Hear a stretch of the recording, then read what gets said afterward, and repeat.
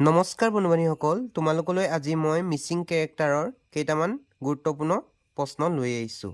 ইয়াত সকলো পেটাৰ্ণৰ question add কৰিছোঁ যাতে তোমালোকে প্ৰেক্টিছ কৰি অতি সহজতে প্ৰশ্নসমূহৰ উত্তৰ দিব পাৰা। তো তেনেহ'লে প্ৰথম প্ৰশ্নটো আমি ষ্টাৰ্ট কৰিছোঁ।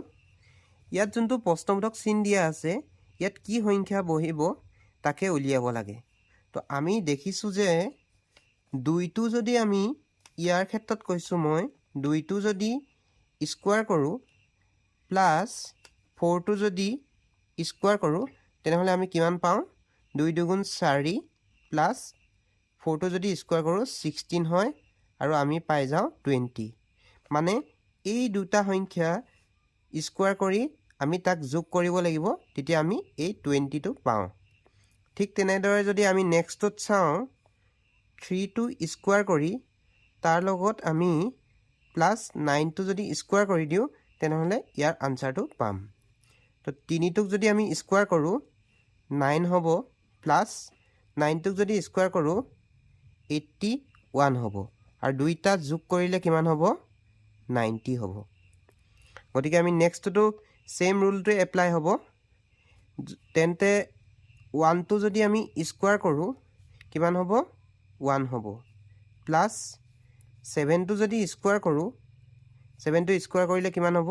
49 হ'ব। তেনেহ'লে দুইটা যোগ কৰিলে কিমান হ'ব? 50 হ'ব। তো ইয়াৰ আমাৰ আনচাৰটো কি হ'ব? 50 হৈ যাব। অপশ্যন কোনটো দিয়া আছে আমাৰ? Option C is the correct answer. এতিয়া আমি আহিছোঁ নেক্সট কুৱেশ্যনটোলৈ। ইয়াত আমাক কি দিয়া আছে? দুটা ত্ৰিভুজ দিয়া আছে আৰু এই ত্ৰিভুজটোৰ ভিতৰত কি সংখ্যা বহিব তাক আমি উলিয়াব লাগে। ঠিক আছে, তেনেহ'লে আমি চাওঁ কেনেধৰণে কৰিব লাগিব। এতিয়া যদি আমি চাওঁ ৰুট অভাৰত যদি 64 plus root over 49 plus root over 36 কৰি যদি আমি ৰুট অভাৰকেইটা আঁতৰাই পিনে যোগ কৰোঁ তেনেহ'লে এই আমি মাজৰ সংখ্যাটো পাম। তো 64ৰ যদি ৰুট অভাৰটো আঁতৰাই দিওঁ আমি কিমান হ'ব? 8 হৈ যাব, প্লাছ 49ৰ ৰুট অভাৰটো আঁতৰালে কিমান হ'ব? 7 হৈ যাব, আৰু প্লাছ 36ৰ ৰুট অভাৰটো আঁতৰালে কিমান হ'ব? 6 হৈ যাব, আৰু গোটেইকেইটা যোগ কৰিলে কিমান হ'ব আমাৰ? 21 হৈ যাব। তো আমি এই মাজৰ সংখ্যাটো আমি পাই গ'লোঁ। ঠিক তেনেদৰে যদি একেটা ৰুলে আমি এপ্লাই কৰোঁ ইয়াৰ আনচাৰটো আমি পাই যাম। তেনেহ'লে আমি কি কৰোঁ? Root over 121 plus root over 81 plus root over 100। এতিয়া যদি আমি ৰুট অভাৰকেইটা আঁতৰাই দিওঁ তো 121ৰ কিমান হয়? 121ৰ হয় 11 প্লাছ 81ৰ কিমান হয়? 9 হৈ যায়, আৰু প্লাছ 100ৰ কিমান হয়? 10 হৈ যায়। তো এতিয়া আমি গোটেইকেইটা যোগ কৰি লওঁ। যোগ কৰিলে আমি কিমান পাম? 30। তো ইয়াৰ কাৰেক্ট আনচাৰটো কি হ'ব আমাৰ? 30 হৈ যাব। তো কোনটো অপশ্যন দিয়া আছে আমাৰ? Option B is the correct answer. ঠিক আছে, এতিয়া আমি আহিছোঁ নেক্সট কুৱেশ্যনটোলৈ। ইয়াত আমাক কিছুমান এলফাবেট দিয়া আছে আৰু এই ঠাইডোখৰত কি এলফাবেট বহিব ইয়াৰ ভিতৰত তাক আমাক বিচাৰিবলৈ দিছে। আমি প্ৰথমে এলফাবেটসমূহ পাতি লৈছোঁ। D, F, H, M, P, S, V, Z প্ৰশ্নবোধক দিয়া আছে। এতিয়া আমি যদি চাওঁ ইয়াত দেখিছোঁ যে ডিৰ পৰা এফলৈ কি হৈছে? +2 হৈছে। ঠিক আছে, আৰু এফৰ পৰা এইচলৈ কি হৈছে? +2 হৈছে। তাৰপিছত আমি দেখিছোঁ যে এমৰ পৰা পিলৈ কি হৈছে? এমৰ পৰা পিলৈ +3 হৈছে। আৰু যদি আমি চাওঁ পিৰ পৰা এছলৈ কি হৈছে? +3 হৈছে। তেন্তে আমি যদি নেক্সট চাওঁ ভিৰ পৰা জেডলৈ কি হৈছে? +4 হৈছে। তেনেহ'লে ইয়াত কি হ'ব? ইয়াতো পুনৰ 4 প্লাছ হ'ব। জেডৰ লগত যদি আমি 4টা এলফাবেট প্লাছ কৰোঁ তেনেহ'লে আমি কি পাম? তেনেহ'লে আমি পাম ডি তো ইয়াৰ কাৰেক্ট আনসাৰটো ডি হ'ব মানে অপশ্যন এ হৈ যাব কাৰণ কি হয় জেডৰ পিছত কি আহে এ আহে এৰ পিছত কি আহে পুনৰ বি আহে বিৰ পিছত চি আহে চিৰ পিছত ডি আহে ঠিক আছে তো ইয়াৰ আনসাৰটো হ'ব এ এতিয়া আমি আহিছোঁ নেক্সট কুৱেশ্যনটোলৈ ইয়াত কি দিয়া আছে আমাৰ এই সংখ্যাকেইটাৰ পৰা আমি এই লাষ্টৰ সংখ্যাটো কেনেধৰণে পাব পাৰোঁ তাকে চাব লাগে তো ইয়াত কি হৈছে আমাৰ যদি আমি এই প্ৰথমটোত যদি আমি চাওঁ 27ক যদি আমি 9ৰে হৰণ কৰোঁ তাৰপিছত 2টো যদি বিয়োগ কৰোঁ তেনেহ'লে আমি পাই যাম 1 মানে কি হ'ল ইয়াত 9 যদি 27ক বাৰ দিওঁ 3 9 গুণ 27 3 - 2 সমান 1 হৈ যায় ঠিক আছে যদি আমি ছেকেণ্ডটোত চাওঁ তেনেহ'লে 35ক যদি আমি 7ৰে হৰণ কৰোঁ -3 কৰিলে আমি কিমান পাম 2 পাম কেনেধৰণে পালোঁ 35ক হাতে কেইবাৰ যাব 5 বাৰ যাব 5ৰ পৰা যদি 3 বিয়োগ কৰোঁ তেনেহ'লে কিমান পাওঁ 2 পাওঁ ঠিক তেনেদৰে যদি আমি 3 নম্বৰটোত চাওঁ তেনেহ'লে কিমান সংখ্যা দিয়া আছে আমাৰ 36 হৰণ কিমান 4 -4 সমান এতিয়া আমি কিমান পাম উলিয়াব লাগে তো আমি যদি চাওঁ 4য়ে 36ক কেইবাৰ যায়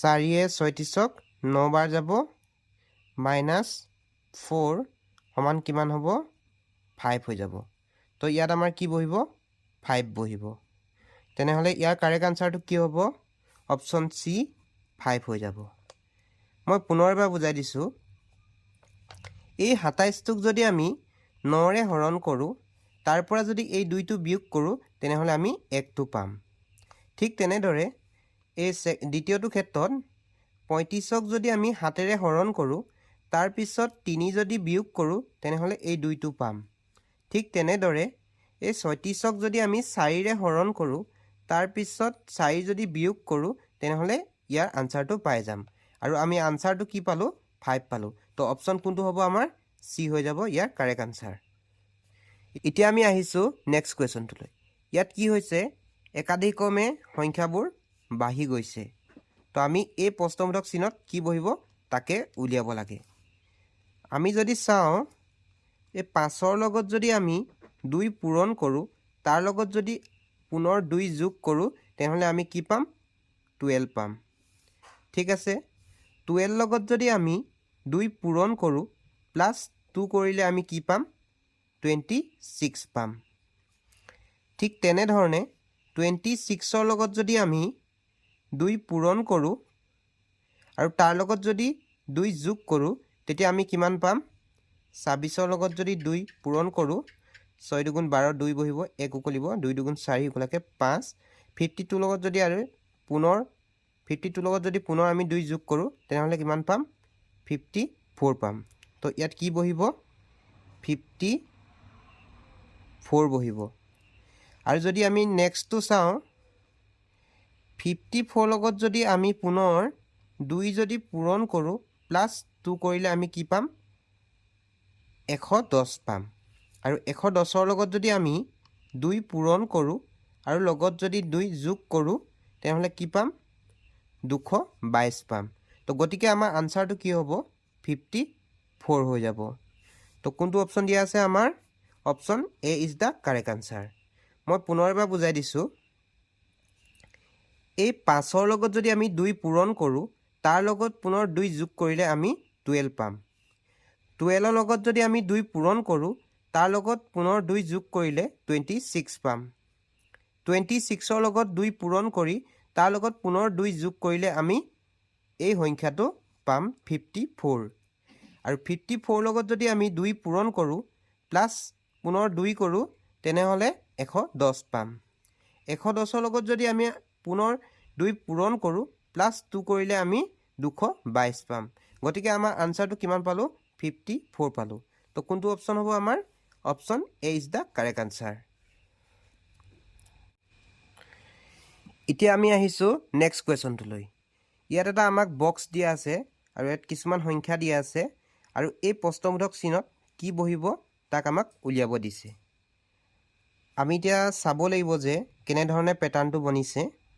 এতিয়া যদি আমি চাওঁ 21 লগত যদি 35 প্লাছ কৰা হয় তেনেহ'লে কিমান হ'ব?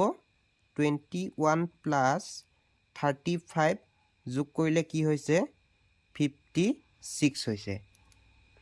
ঠিক আছে, ঠিক তেনেদৰে যদি আমি চাওঁ 14 লগত যদি 42 প্লাছ কৰোঁ তেনেহ'লে কিমান হ'ব? 14 প্লাছ 42 যোগ কৰিলে কিমান হ'ব? 56 হ'ব। আৰু যদি আমি 16 লগত যদি 40 প্লাছ কৰোঁ তেনেহ'লে কিমান হয়? 16 প্লাছ 40 যোগ কৰিলে কিমান হয়? 56 হয়। তেনেহ'লে আমি এই দুটা সংখ্যা যোগ কৰিও আমি 56 পাব লাগিব। তেনেহ'লে আমি 41 প্লাছ এইটো সংখ্যা আমি নাজানো সেইকাৰণে x ধৰি লৈছোঁ সমান কিমান হ'ব? 56 হ'ব। যদি আমি xটো এফালে থৈ দিওঁ আৰু 41টো যদি আমি ইফালে লৈ যাওঁ মাইনাছ হৈ যাব 41, তেতিয়া কি হ'ব? 56 হ'ব যদি আমি 41 বিয়োগ কৰোঁ তেনেহ'লে আমি পাই যাম 15। তো ইয়াৰ কাৰেক্ট এনচাৰটো কি হ'ব? 15 হৈ যাব। গতিকে কোনটো অপশ্যন আমাৰ দিয়া আছে? Option D is the correct answer. এইটো আছিল আজি আমাৰ ভিডিঅ'ৰ শেষৰটো প্ৰশ্ন। যদি ভিডিঅ'টো ভাল লাগিলে তেনেহ'লে লাইক শ্বেয়াৰ কৰিবলৈ একেবাৰে নাপাহৰিব।